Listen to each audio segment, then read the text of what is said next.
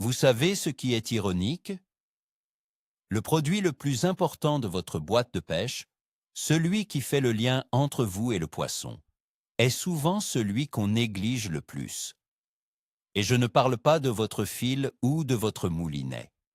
Aujourd'hui, on parle de vos hameçons, et plus précisément de vos hameçons neufs.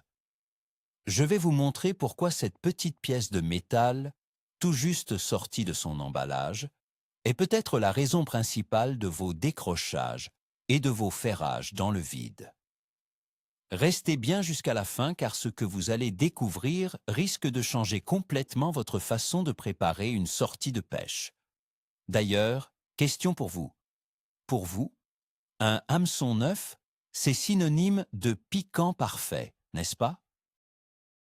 Le contact avec le poisson, c'est une affaire de millisecondes. Une pointe d'hameçon qui n'est pas absolument parfaite, et c'est le drame. Le poisson recrache, le ferrage glisse, et vous vous retrouvez à regarder votre ligne, frustré. Pourtant, on a tous ce réflexe. On ouvre un sachet, on prend un hameçon, on l'attache. On se dit, c'est neuf, donc c'est le top. Les fabricants nous le vendent comme ça, avec des termes comme affûtage chimique, pointe ultra piquante, on leur fait confiance. C'est une habitude ancrée. Personne ne nous a jamais dit de nous méfier d'un produit neuf. C'est contre-intuitif. Mais en pêche, l'intuition peut parfois être notre pire ennemi. Commençons par le début. Le mythe de l'hameçon neuf parfait. Imaginez la scène. Vous êtes au bord de l'eau. Le soleil se lève à peine. Vous ouvrez un sachet d'hameçon tout neuf. Ça sent le neuf, c'est brillant, ça inspire confiance. Vous en prenez un, vous le regardez, il a l'air impeccable. C'est ce que les services marketing des grandes marques veulent que vous ressentiez.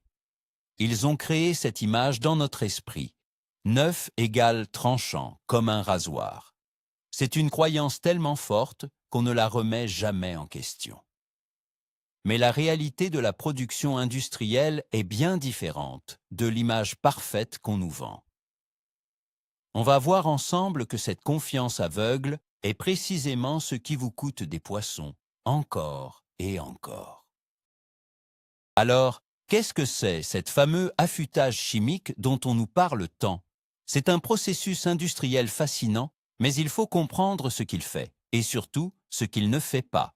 En gros, après que l'hameçon a été forgé, il est plongé dans un bain d'acide. Ce bain va manger une fine couche de métal sur toute la surface de l'hameçon, y compris la pointe. Cela permet d'affiner la pointe bien plus qu'un affûtage mécanique classique ne pourrait le faire à grande échelle. C'est une méthode efficace pour produire des millions d'hameçons avec un piquant de base très correct. Mais le mot-clé ici, c'est « de base ». Ce n'est pas un processus artisanal, ce n'est pas un bijoutier qui peaufine chaque pointe une par une. C'est un processus de masse. Et c'est là que le bas blesse, les limites de ce processus industriel. Quand vous produisez des milliers d'hameçons à la minute, la perfection est impossible. Durant le transport, le conditionnement, ou même à cause de micro-variations dans le bain chimique, les pointes peuvent subir de minuscules dommages. On parle de choses invisibles à l'œil nu. Une pointe légèrement émoussée, une micro-bavure de métal, une pointe qui est très légèrement tordue sur le côté. Pour l'usine, l'hameçon est conforme. Pour vous, au bord de l'eau, c'est un hameçon défectueux. C'est un hameçon qui va glisser sur la gueule d'un poisson au lieu de s'y planter net.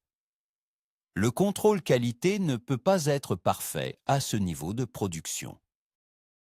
Pour vraiment comprendre, il faut changer d'échelle.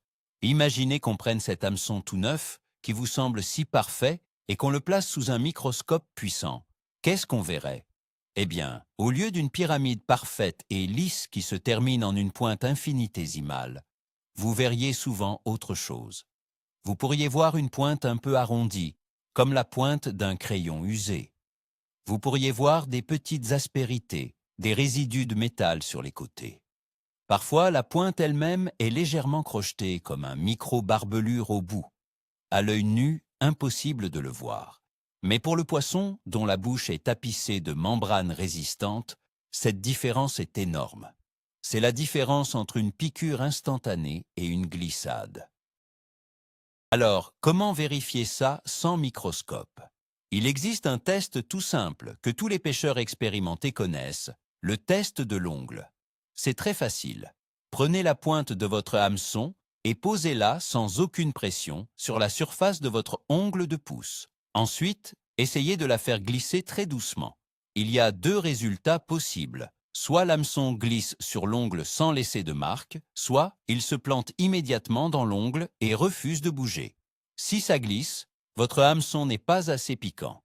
C'est aussi simple que ça.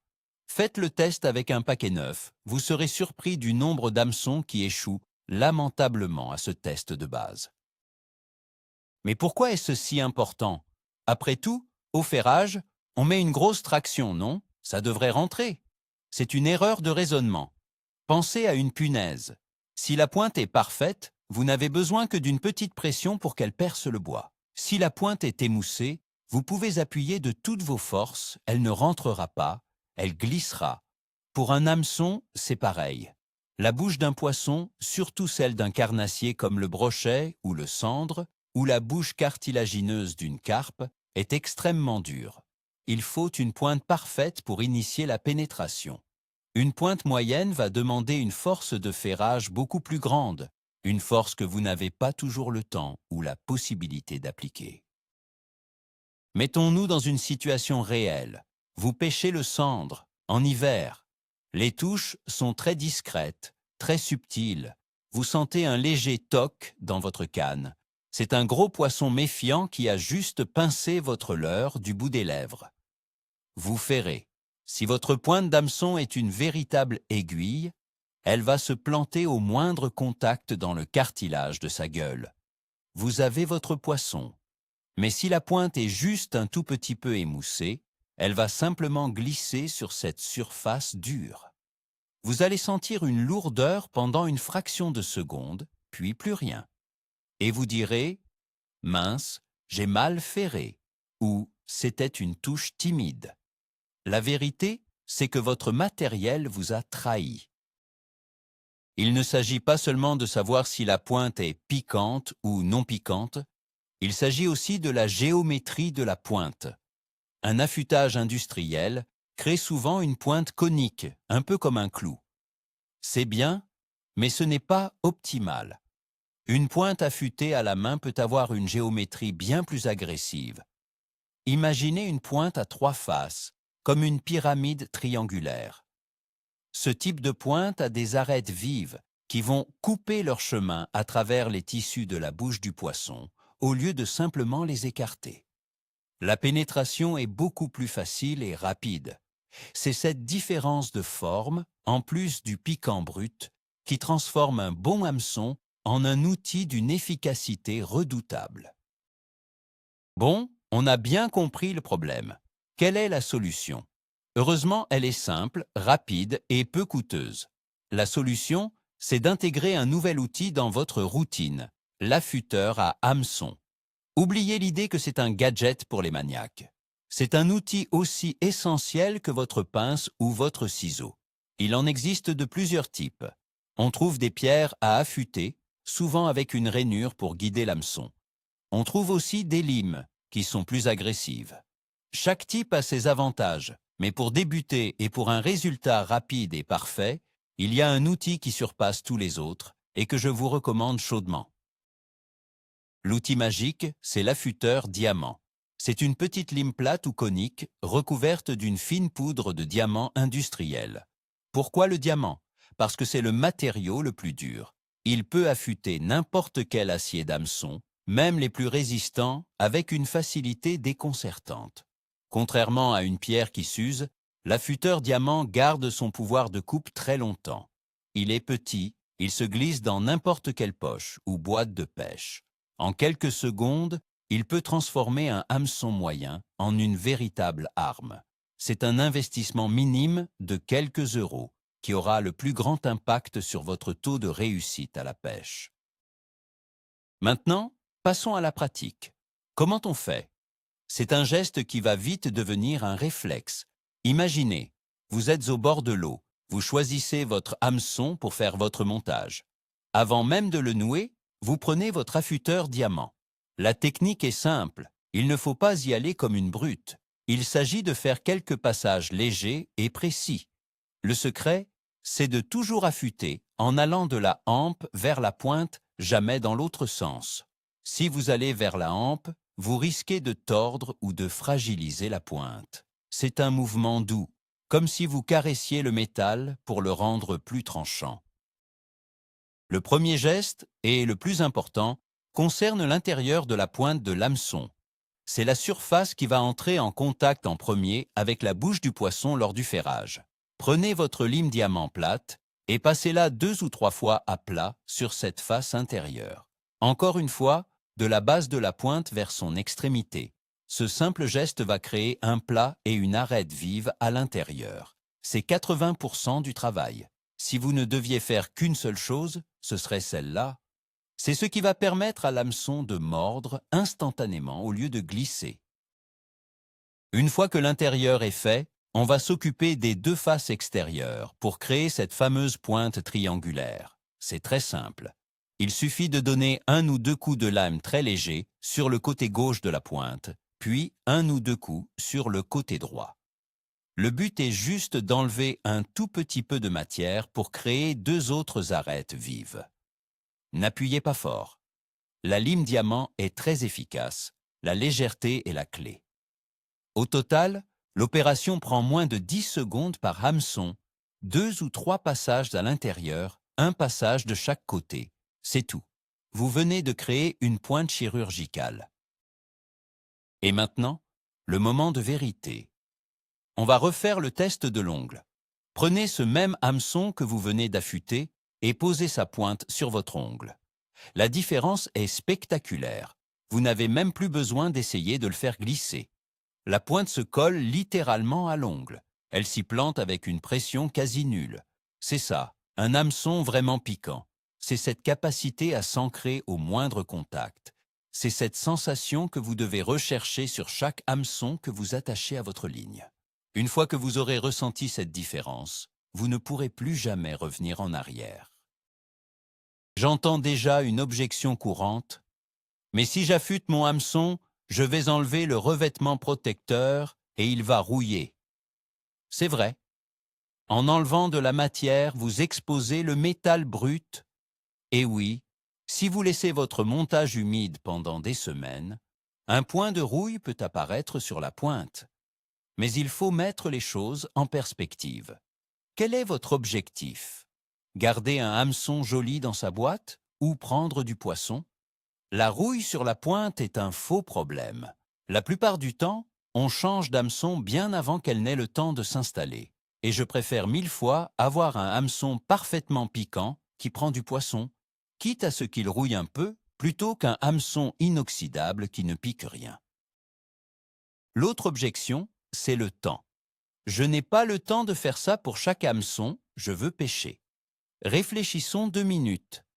Combien de temps dure une session de pêche? Plusieurs heures? Combien de temps passez-vous à préparer votre matériel, à faire des kilomètres en voiture? Des heures?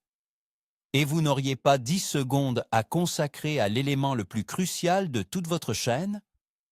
L'affûtage d'un hameçon, une fois que vous avez le coup de main, prend littéralement moins de temps qu'il n'en faut pour le dire. C'est un investissement de quelques secondes qui peut vous éviter des heures de frustration au bord de l'eau et transformer une session ratée en un souvenir mémorable. Et que personne ne pense que c'est une astuce réservée à un seul type de pêche. Le principe est absolument universel. Vous êtes carpiste. Une pointe parfaite est essentielle pour piquer les bouches méfiantes et puissantes des carpes. Vous pêchez le carnassier au leurre. La rapidité du ferrage impose un piquant irréprochable pour pénétrer les gueules pavées de dents des brochets. Vous pêchez en mer? Le bar a une bouche dure et une pointe parfaite fait toute la différence. Même pour la pêche au cou de petits poissons, une meilleure pénétration assure moins de décrochés. Quel que soit le poisson que vous recherchez, le point de contact final, c'est la pointe de l'hameçon. C'est la base de tout. Au-delà de l'aspect purement technique, il y a un avantage psychologique énorme. Quand vous lancez votre ligne en sachant que votre hameçon est aussi piquant qu'il est humainement possible de le faire, vous pêchez avec une confiance totale. Vous n'avez plus ce doute qui s'installe après une touche manquée. Vous savez que si vous avez une touche et que vous ratez le poisson, ce n'est pas à cause de votre hameçon. Cette confiance vous rend plus concentré, plus attentif et au final, meilleur pêcheur. Vous éliminez une variable d'échec et ça mentalement, ça n'a pas de prix. Récapitulons donc clairement le problème. Nous avons une confiance aveugle dans les produits neufs, encouragée par le marketing des fabricants. Cependant, la réalité de la production de masse est que de nombreux hameçons, même de très haute qualité, sortent de l'emballage avec des micro-défauts sur leur pointe. Ces défauts, invisibles à l'œil nu, sont suffisants pour augmenter de façon dramatique le risque de glissade de l'hameçon lors du ferrage. En d'autres termes, vous payez pour un produit que vous croyez parfait, mais qui, en réalité, n'est pas optimisé pour sa fonction première, piquer efficacement et rapidement. Et la solution, vous l'avez vu, est d'une simplicité désarmante. Elle ne demande pas d'être un grand bricoleur, ni d'investir beaucoup d'argent. Un simple affûteur diamant et 10 secondes de votre temps avant de nouer votre hameçon. C'est tout. Ce petit rituel transforme un produit de masse en un outil de précision personnalisé. C'est ce genre de détail, cette attention portée à ce que les autres négligent, qui fait la différence entre un pêcheur moyen et un excellent pêcheur. Ce n'est pas de la magie, c'est de la logique, et c'est peut-être le secret le mieux gardé pour augmenter radicalement son nombre de prises. Alors, pour résumer, l'idée qu'un hameçon neuf est parfait est un mythe. La production de masse, même chez les meilleures marques, laisse de micro-défauts qui empêchent une pénétration optimale. Le véritable tournant, c'est de comprendre que vous ne devez plus faire confiance aveuglément à votre matériel neuf. Vous devez devenir l'acteur final du contrôle qualité. C'est vous qui transformez un bon hameçon en un hameçon exceptionnel. Ce simple geste d'affûter vos hameçons avant même la première utilisation peut littéralement doubler le nombre de vos prises concrétisées. Fini les touches sans suite, fini les « j'ai du mal ferré ». Merci d'avoir regardé cette vidéo jusqu'au bout. Si elle vous a appris quelque chose, le meilleur moyen de nous soutenir, c'est de vous abonner et de laisser un like, ça nous aide énormément. Et maintenant, la question qui nous intéresse tous. Après avoir vu ça, allez-vous intégrer l'affûtage de vos hameçons neufs dans votre routine? Ou pensez-vous que c'est une perte de temps? On attend vos avis, parfois très partagés, dans les commentaires.